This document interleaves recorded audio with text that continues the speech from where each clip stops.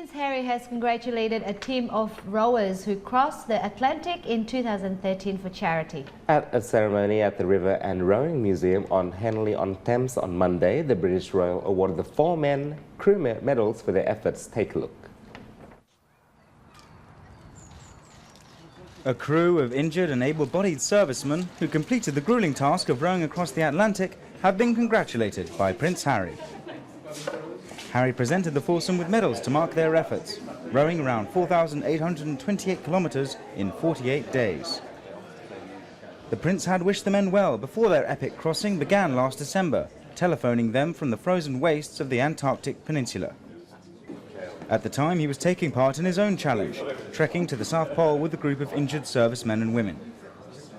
He caught up with 4 men whose adventure was made possible by the Road to Recovery charity, which raises funds for wounded troops and their families and supports others who take part in military para-rowing.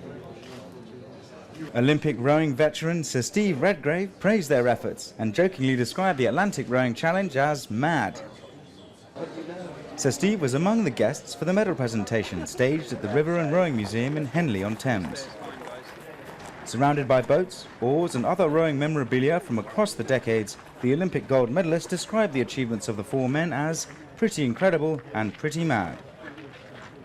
Scott Blaney, 28, a corporal in the Grenadier Guards, was part of the 4-man crew that rowed across the Atlantic from the Canary Islands to Antigua, arriving in late January. He lost much of his right leg when he was blown up by an improvised explosive device while on a foot patrol in Afghanistan in 2007.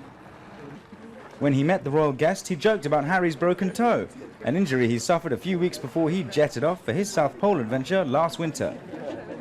The Prince also presented medals to another 4-man crew who completed the Road to Recovery Atlantic Challenge 2 years ago.